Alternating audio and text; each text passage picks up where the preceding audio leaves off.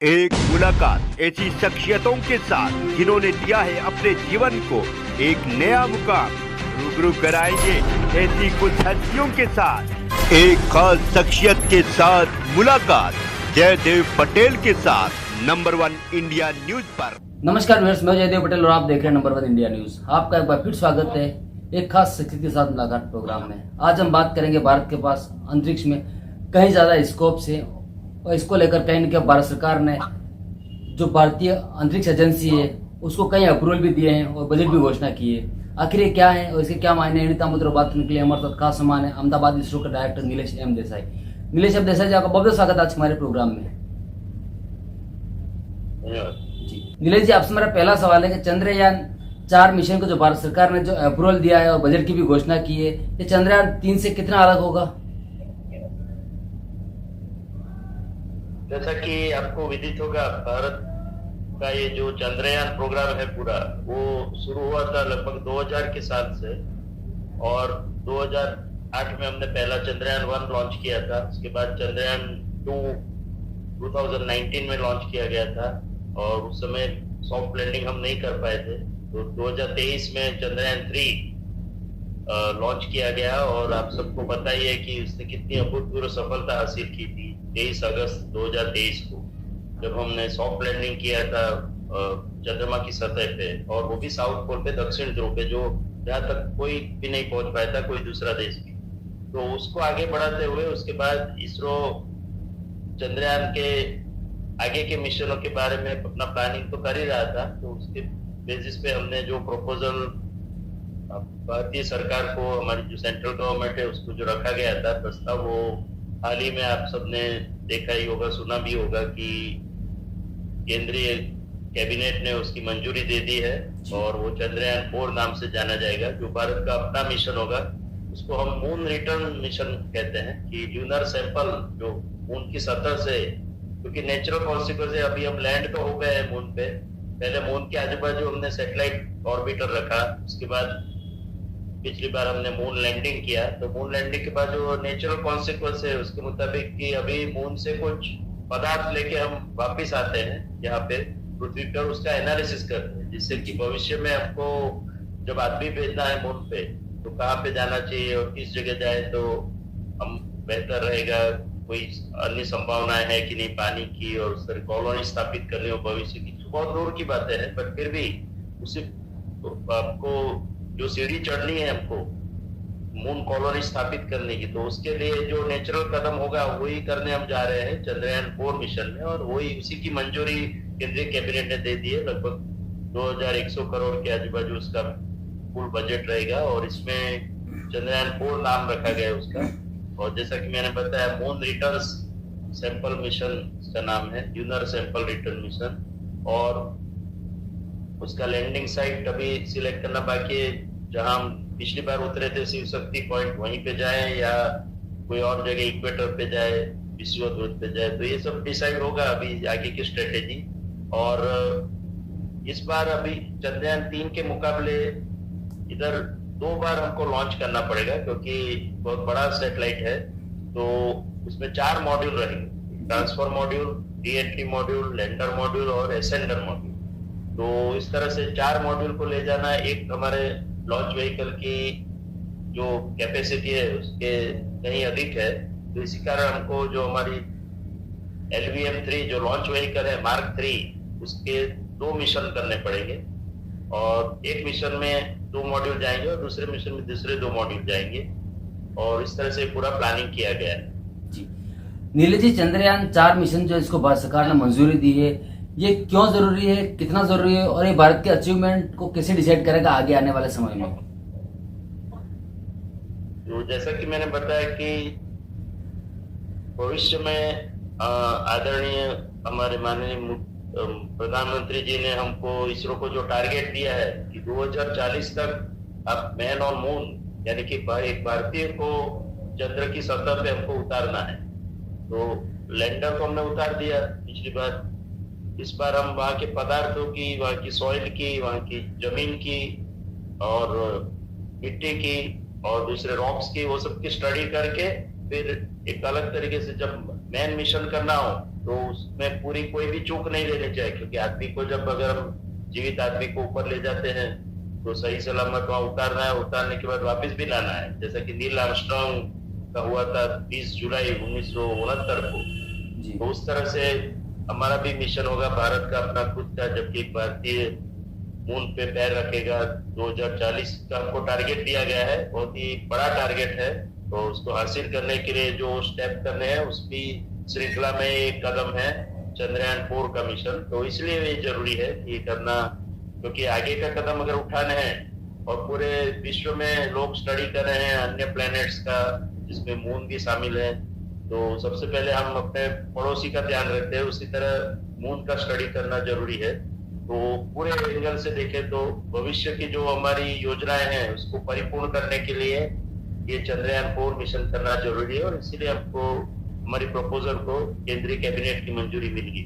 जी नीरज जी, केंद्रीय कैबिनेट की जो मंजूरी दी गई है इसमें एक कदम विनेश को लेकर के भी है, तो आखिर ये जो मंजूरी मिली है विनेश को लेकर, ये इसके क्या मायने हैं और ये भारत के इतिहास को किस तरीके से नया आयाम लिखेगा?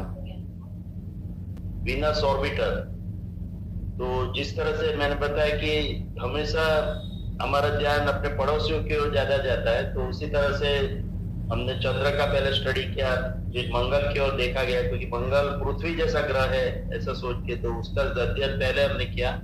अभी हमारा ध्यान गया है वीनस की ओर। तो वीनस जो कि हमारा नजदीकी जो ग्रह है और उसमें जीवन की संभावना बिल्कुल नहीं है, क्योंकि पूरा जो ग्रह है वो गैसियस एटमॉस्फेयर है, उसका जो एटमॉस्फेयर है उसका उसमें गैसेस भरी हुई है अलग अलग प्रकार की।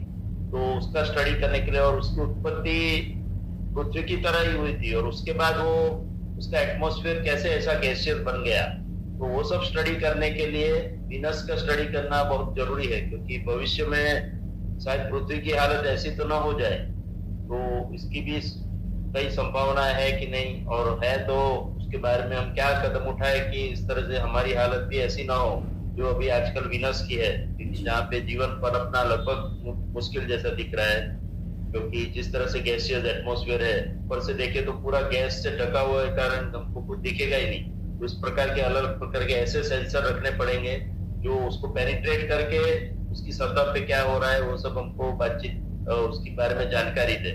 तो इस तरह से भविष्य में या वीनस की हालत ऐसी कैसे हुई, गैसियस एटमॉस्फेयर पूरा कैसे हो गया, तो वो स्टडी करने के लिए, और कहीं पृथ्वी की हालत उस तरह तो ना हो जाए भविष्य में, तो ऐसे क्या कदम उठाए। आजकल हम जो देख रहे हैं क्लाइमेट चेंज और स्पेस वेदर इफेक्ट और मेनी जो अन्य जो एक्सट्रीम इवेंट देख रहे हैं जिसकी पहले हम कल्पना भी नहीं कर सकते थे, ऐसी ऐसी चीजें हो रही है हमारे वातावरण में, तो कहीं पृथ्वी भी उस दिशा की ओर तो कदम नहीं उठा रही है जो हालत आज वीनस की हम देख रहे हैं। तो उस एंगल से, उस मायने से भी वीनस का स्टडी करना बहुत जरूरी है, तो इसलिए उसकी भी प्रपोजल हमने रखी थी और भारत सरकार ने उसकी भी मंजूरी दे दी है।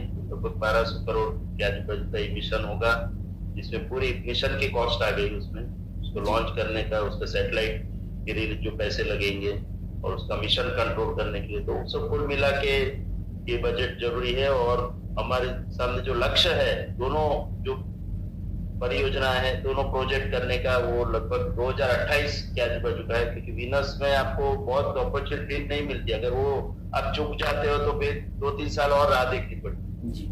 तो उस तरह से अभी एक मौका था आपको 2025 का, तो वो हम गवा चुके हैं, क्योंकि अभी एक साल में तो हो नहीं पाएगा। तो उस तरह से अभी 2028 का टारगेट रखा है वीनस में, जो ऑर्बिटर हमको भेजना है, सैटेलाइट भेजना है, उसके आजू बाजू परिभ्रमण करेगा, क्योंकि उसको वहां पे उतरना मुश्किल है। तो इस तरह से वीनस का स्टडी करना बहुत ही इम्पोर्टेंट है हमारे साइंटिस्टों के लिए, वैज्ञानिकों के लिए। तो उस तरह से बहुत ही वैज्ञानिक इंफॉर्मेशन, माहिती हमको मिलेगी, इसको उपयोग करके हम भविष्य में पृथ्वी की हालत ऐसी ना हो उस बारे की, उस दिशा में सोच सकते। नीलेश जी, आपसे मेरा एक आखिरी सवाल है कि भारत की जो कैबिनेट है उसने मंजूरी एक ये भी दी है कि 2025 में अंतरिक्ष भेजने वाले जो यात्री हैं 60 में से 4 लोगों को भेजा जाएगा, तो आखिर इनका सिलेक्शन जो होगा कितना महत्वपूर्ण होगा और ये जो प्रोसेस रहेगा किस तरीके का रहेगा? तो आपको जैसा कि पता है कि हमारे जो अंतरिक्ष यात्री जाने वाले हैं स्पेस में गगनयान प्रोग्राम के अंतर्गत। तो उनका सिलेक्शन तो पहले हो ही चुका है, पहले उसकी पूरी प्रोसेस हुई थी, अलग अलग जगह से एप्लीकेशन मंगवाए गए थे, और जो फिजिकली फिट आदमी हो वैसे उसकी संभावना अधिक रहती है, क्योंकि उसकी जरूरत है वहाँ पे ऐसे आदमी की, क्योंकि उसको भी ट्रेनिंग देना पड़ता है। खाली फिजिकल फिट होने से भी काम नहीं चलेगा, उनको ट्रेनिंग देनी पड़ेगी, और वो वातावरण से फिजिकली, मेंटली, साइकोलॉजिकली वो ट्यून हो पाए, तो उसकी ट्रेनिंग की जरूरत होती है। तो उस तरह से पहले एप्लीकेशन मंगवाई गई थी, तो उसमें से फाइनली मोस्टली, जैसा कि आप सबको पता ही है कि ऐसी कठिन परिस्थिति में रहना तो हमारे जो सेना के जवानों के सिवा और कोई कर नहीं सकता ऐसी चीजें, तो उसमें वही हुआ फाइनली। तो लगभग कई हमारे सेना के जवान उसमें शॉर्ट लिस्ट हुए थे। उसके बाद जो 4 टेस्ट पायलट है हमारे इंडियन एयरफोर्स के, उनका सिलेक्शन फाइनली किया गया। तो वो चारों को ट्रेनिंग के लिए भेजा गया था रशिया में, जो उसको बोलते हैं फिजिकल ट्रेनिंग। क्योंकि आपका बॉडी एकदम फिट होना चाहिए, तो फिजिकल ट्रेनिंग रशिया में पूरा हुआ उनका, और उसके बाद चारों वापिस लौटे। तो उसके बाद उनका जो अन्य ट्रेनिंग है, टेक्निकल ट्रेनिंग और साइंटिफिक ट्रेनिंग, वो सब अभी शुरू हो गया है। उनको हम ट्रेन कर रहे हैं कि किस तरह से यंत्र वो गगनयान में रहेंगे, उसका उपयोग कैसे करना है, उनको क्या क्या दिखेगा जब वो ऐसे हम जैसे बैठे हैं उस तरह से, ऐसे क्रू कैबिन में वो लोग जब बैठेंगे एस्ट्रोनॉट से, हमने नाम दिया है गगननॉट। तो गगन यात्री जब वो क्रू कैबिन में बैठे होंगे, तो उसमें हमारा प्रोविजन है कि वो अभी चारों लोगों को ट्रेनिंग दी जा रही है अलग अलग प्रकार की। जैसे कि मैं बताया, फिजिकल ट्रेनिंग पूरी हो चुकी है रशिया में, अभी टेक्निकल ट्रेनिंग बेंगलोर में हो रही है, हमारा एस्ट्रोनॉट ट्रेनिंग सेंटर है, वहाँ पे ट्रेनिंग चल रही है। और उसमें से फिर 2 एस्ट्रोनॉट को सिलेक्ट करके उनको स्पेसएक्स की जो एक्सियोम की ट्रेनिंग सेंटर है, जिसमें इंटरनेशनल स्पेस स्टेशन, जो अंतरराष्ट्रीय स्पेस स्टेशन है, वहां पे इतने के लिए उसमें से एक अंतरिक्ष यात्री जाएगा वहां पे। तो उसका और भी ट्रेनिंग, उसका जो कंडीशनिंग है और भी अच्छी तरह से होगा। तो 2 लोगों को वहां भेजा गया है, और वो 2 में से फाइनली एक अंतरिक्ष जो स्टेशन है, इंटरनेशनल अंतरिक्ष स्टेशन, वहां पे वो जाएगा, तो उसका अनुभव भी होगा। तो इस तरह से ये 2 एस्ट्रोनॉट वहां की ट्रेनिंग के लिए गए हुए हैं अमेरिका में अभी, और बाकी चारों की ट्रेनिंग यहाँ पे भारत में भी होती रहेगी। और उनको टेक्निकल ट्रेनिंग, उनको थियोरेटिकल ट्रेनिंग भी दे रहे हैं। इंडियन इंस्टीट्यूट ऑफ साइंस में उनको कुछ विषय भी पढ़ाए जाते हैं, जिससे उनको पूरी नॉलेज हो, टेक्निकल नॉलेज एवियोनिक्स का और एरोस्पेस का। वो होने के बाद उनको एक्चुअल सिमुलेटर पे आप ट्रेनिंग देते हैं कि किस तरह से क्रू कैबिन में सिमुलेटर होंगे, तो जो इंस्ट्रूमेंट होंगे उसका सिमुलेशन करके उनको कैसे उसका प्रयोग करना है, उसमें क्या देखना है, क्या अनुभव करना है, वो सब ये पृथ्वी पे ही अनुभव पहले लिए जाएंगे। और उसके बाद फाइनली, जैसा कि मैंने बताया, 1 से लेके 3 लोगों का चयन होगा वो चारों में से, जो कि हमारी जो प्रथम गगनयान की यात्रा है, जो कि लगभग 2025-26 तक हो जाएगी जी। उस समय उसमें से जो गगनयान यात्री भेजे जाएंगे, उसमें से 1 से लेके 3 तक। और उसके बाद जो अन्य फ्लाइट होगी गगनयान की, उसमें बाकी अवकाश यात्री भी जाएंगे। तो इस तरह से ये पूरा प्रोग्राम प्लानिंग किया गया है अभी। और एक और चीज मैं बता दूं जो मैं कहना रह गया कि इसके साथ साथ भारत सरकार ने गगनयान प्रोग्राम का भी एक्सटेंशन किया है। हमको और जो बजट दिया गया है और ये फ्लाइट करने के लिए मैन्ड फ्लाइट, क्रूड फ्लाइट जिसको बोलते हैं, आदमी के साथ पहले मानव रहित और फिर मानव सहित फ्लाइट होगी। और उसके बाद एक प्लानिंग किया गया, क्योंकि प्रधानमंत्री जी ने हमको ये भी बोला था कि 2035 तक भारत का अपना स्पेस स्टेशन होना चाहिए, अवकाश स्टेशन, भारतीय अंतरिक्ष स्टेशन, उसका नाम दिया गया है VAS। तो उसका जो पहला मॉड्यूल है वो लगभग गगनयान जैसा ही रहेगा। तो वो फर्स्ट मॉड्यूल के लिए भी गवर्नमेंट ने, सरकार ने हमको पैसे दिए हैं, बजट दिया है, तो उसका डेवलपमेंट भी अभी शुरू हो जाएगा। तो उसके साथ साथ 2028 तक वो भी एक पहला मॉड्यूल लॉन्च होगा भारतीय अंतरिक्ष स्टेशन का जी। तो वो भी एक नई जो अपना डेवलपमेंट होगा भारत के लिए। तो इस तरह से चंद्रयान 4 ये गगनयान का मैन्ड फ्लाइट, जो आदमी मानव सहित फ्लाइट करनी है, वो होगी। उसके साथ साथ चंद्रयान 4 प्रोग्राम भी चलता रहेगा। और जैसे कि मैं बता, वीनस का प्रोग्राम भी 2028 तक होगा, और उसके बाद उसके साथ साथ ये भारतीय अंतरिक्ष स्टेशन का पहला मॉड्यूल भी 2028 तक लॉन्च करने की हमारी मंशा है। तो इस तरह से कई इतने एक्साइटिंग प्रोग्राम जिसको बोलते हैं कि बहुत ही उत्तेजना जो फैला सकते हैं पूरे देश के लोगों में, और हम सबको वैज्ञानिकों को भी काफी उत्तेजित कर रहे हैं ये सब एवेन्यूज जो हमारे लिए ओपन हुए हैं सरकार की घोषणाओं से। तो हमें पूरी आशा है कि हम देश की जो आशाएं हैं उस पर खरा उतरेंगे और ये चारों मिशन हम पूरा कर पाएंगे 2028। थोड़ा बहुत इधर उधर हो सकता है, बट अभी तो हमारा टारगेट 2028 का है, जिसमें ये पूरी ये जो सरकार ने हमको जो कार्य सौंपा है और हमें जो विश्वास किया गया है भारतीय जो अंतरिक्ष संस्था है उसके बारे में, तो उसको पूरा खरा उतरने की हम कोशिश पूरी करते रहे। जी, नीलेश देसाई जी, आपने हमारे लिए समय निकाला और महत्वपूर्ण जानकारी हमारे साथ साझा करी, उसके लिए आपका बहुत बहुत धन्यवाद।